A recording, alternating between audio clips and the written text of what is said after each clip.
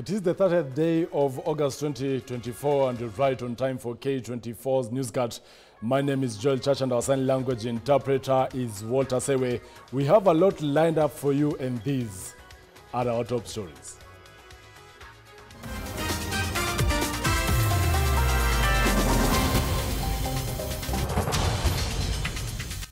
Police lob tear gas at Meru Primary School, disrupting learning as they engage protesters in the county in running battles.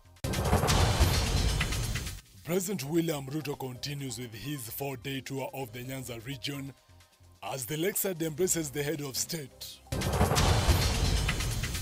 The Kenya Revenue Authority has impounded 40,000 smuggled ethanol worth 26.9 million Kenya shillings.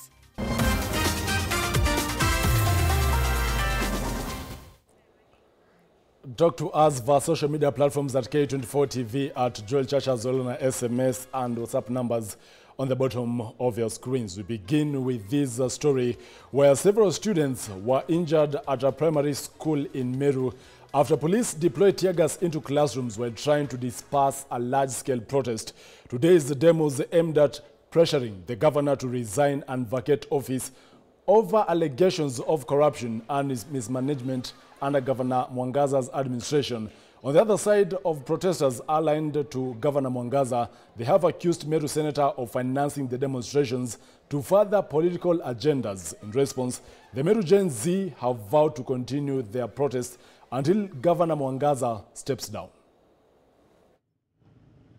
These are the things that have been thrown here. Hata siko na moto.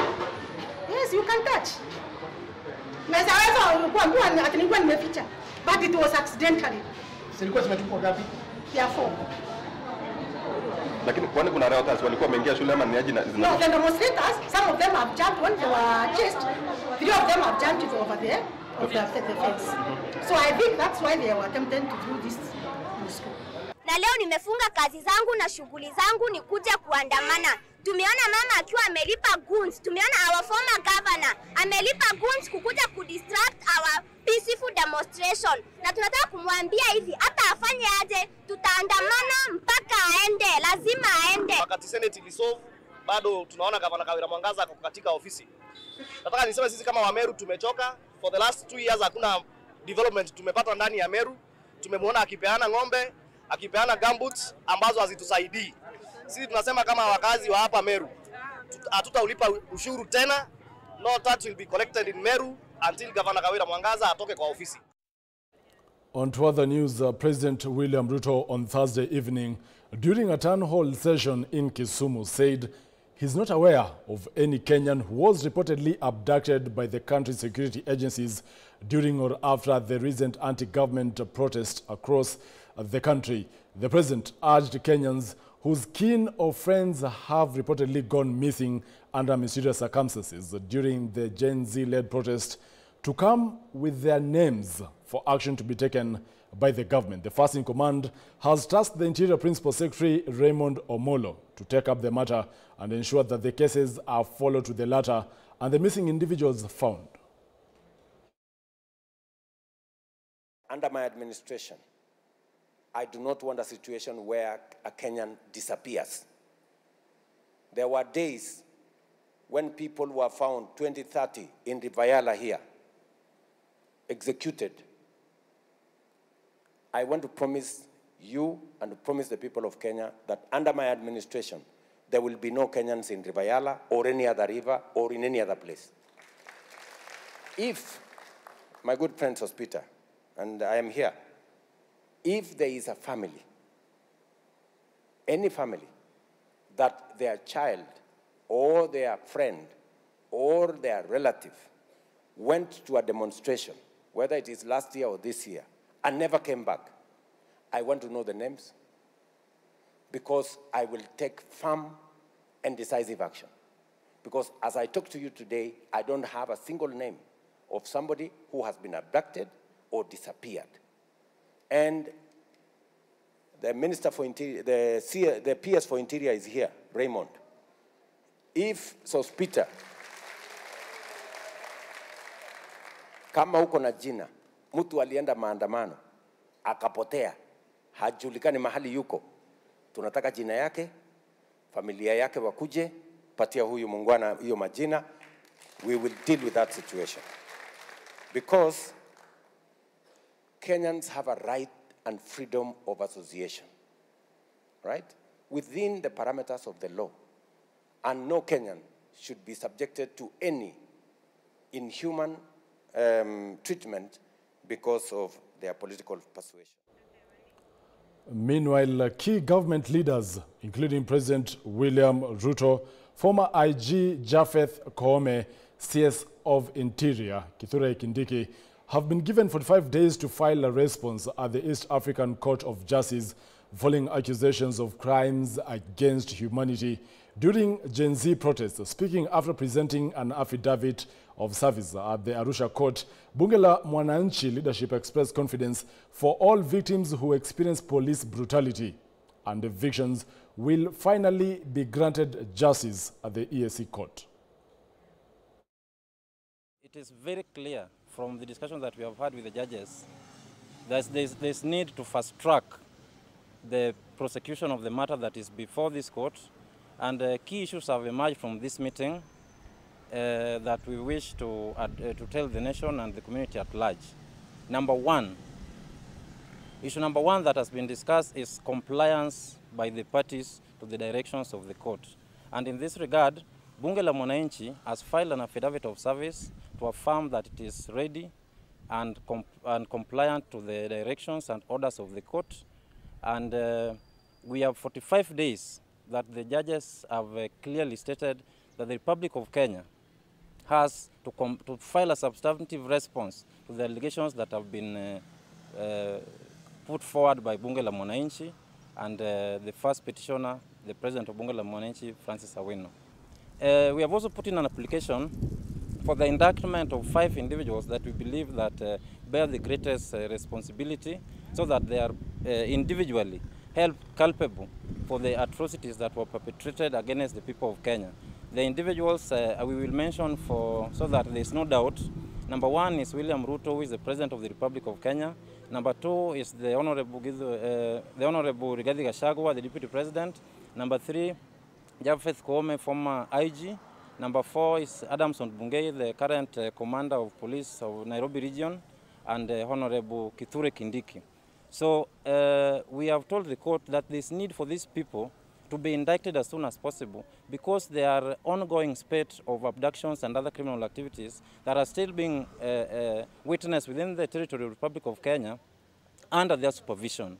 So we want them to be brought here as soon as possible, so that even the witnesses and the evidence that is still not collected is not interfered with. They have until date 7 October so that they can file in their response.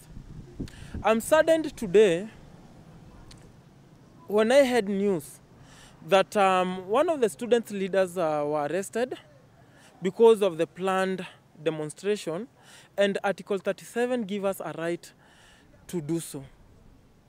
I'm saddened again. Vocal Africa, Mukuru Community Justice Center and families of victims of Kware killings are today speaking to the media at Mukuru Justice Center, demanding for justice and the settling up of people's inquest into the killing. This comes as the world commemorates the International Day in support of victims of disappearances. Let's listen in. That were discovered about 2.5 months ago, and we're very concerned by what has transpired since then. As you are aware, the police came up and said that they had arrested the main suspect, who allegedly admitted to have killed around 42 women. However, up to date, the information that we have is that only 17 body parts of 17 bodies have been confirmed. So we don't understand if, according to the police, 42 were killed and they've only confirmed 17. Why have they suspended the process of retrieving the bodies? This means that there are still more bodies that may be lying in that dump site, but nothing is being done to ensure that they are retrieved and that families can get a closure. We are very concerned also by the alleged escape of this suspect. We don't understand how a station such as Gigiri, you know, where diplomats are served and, you know, is supposed to be good security, how an individual can just escape. We're telling the police to come forward if they release this first suspect, if they've killed him, or whatever they have done. Kenyans must know the truth. And in as far as the killings and disappearances are concerned, we have committed to take the president by his word when he told Kenyans, anyone with any information or list of persons who have been killed or disappeared, to present this to him. So on Tuesday, 4th of September, we will visit the office of the president to present to him a list of those who have been extrajudicially killed and forcefully disappeared, so that he can take action. We don't want the president to say that he called people to present information. Elsewhere, a family of the man who was retrieved in Rivayala on Tuesday, 27, 2024, that went viral on the social media, has finally identified the body at Siaya County Referral Mortuary. According to human rights activist of Haki Kwetu, Joshua Odoro Cheno, the family from Nakuru County has positively identified the body of their kin. The body was spotted by the members of the public who alerted the police. With the help of one of the local divers, the body was retrieved and taken to Siaya County Referral Hospital Mortuary.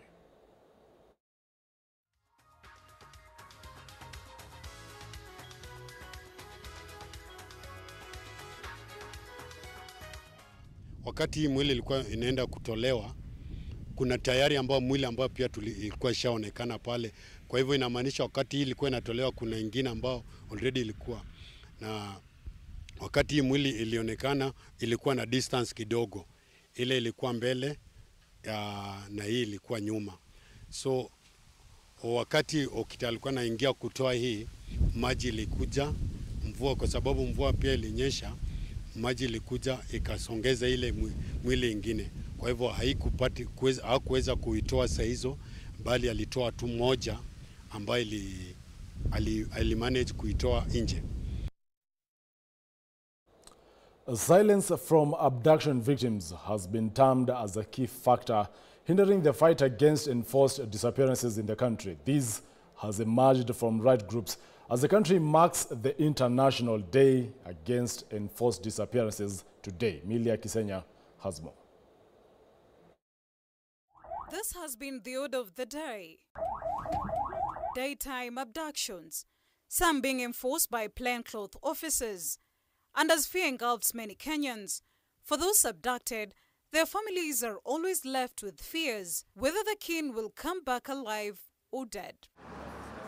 And as many continue being stuck to that reality, for others like this family in Kitengela that is yet to be reunited with their 3 family members, there's little or barely no hope left for them to hold on. Aliona alisema Subaru ilikuwa imekaa hapo ya white, ilikuwa KDQ, lakini namba mwisho ya kumalizia yote ilikaa sana hapo muda wakati Jamila kwa anatokea juu. Ilikuwa hapo na wanasema dereva hiyo gari alikuwa amevaa suit official na walikuwa karibu watu 4. Nikipiga simu yao ishiki, ni mteja mpaka saa hii. And as the country belts up to mark the International Day of Enforced Disappearances tomorrow, the string of abduction cases have rather been on the rise. This year alone, at least 57 Kenyans have been reported missing. The cases escalated during the anti-government protest in June. Statistics from Haki Africa, a rights body, show that 57 Kenyans have been abducted this year, out of which 13 were found alive and were willing to speak of their grievous torture they faced, while 18 others were found dead and brutally tortured, and others still unaccounted for. Kuna vile visa ambavyo havijaweza kuripotiwa kwa sababu ya uoga na pia kwa sababu moja au nyingine. Na tunaelewa fika kwamba wale watu ambao wameweza kuwakilisha zile ripoti za watu wao ambao wameweza kupotea ni wale ambao wako na ujasiri. Salma Ahmed, a rights activist at Haki Africa, says many of the victims shunned from speaking about their experiences, trauma, shock and lifetime scars holding them back. Bado tuna kazi kuu ya kuifanya, kwa sababu kwa wale ambao watu wao wamepotea na wanashindwa kuja kujieleza, ni jambo ambalo linarudisha hii mikakati ambayo tunayafanya ili kuweza kukemea utekaji nyara wa kimabavu na vile vile pia kuweza kupeana ripoti. Ndio maana kufikia hivi sasa Haki Afrika haijatoa a comprehensive report. Lakini pia kuna wale ambao wameregeshwa na bado hawajaongea, wakajitokeza kuwa wameregeshwa, kwa sababu serikali ina tabia ya kuwa wanapomteka mtu nyara kuna vitisho na maovu na pia vile vile pia madhila ambao wanawapitishia wale waliowateka nyara. According to Mosongo Mausa, a lawyer from Sharia House who has handled at least 10 cases of abductions this year alone, the government is to blame for the strings of cases of abductions. Utekaji nyara wa kiolela ambayo tunaita enforced disappearance haipo katika sheria zetu kama a separate crime. Kenya imesaini mkataba, the convention, International Convention on Protection of Persons Against Enforced Disappearance, lakini haijaiweka katika sheria zetu, japo tunatakiwa kuiweka. For Maus and Hamed, despite the courts placing orders such as police to identify themselves and refrain from civilian clothes, especially during protest, the same is barely being implemented. Milia Kisienya, K24 TV. With that story, we take a short commercial break and we come back. I'll be telling you, of course, of a school fire that took place at St. Irene's School. We'll be back with that story. Stay tuned.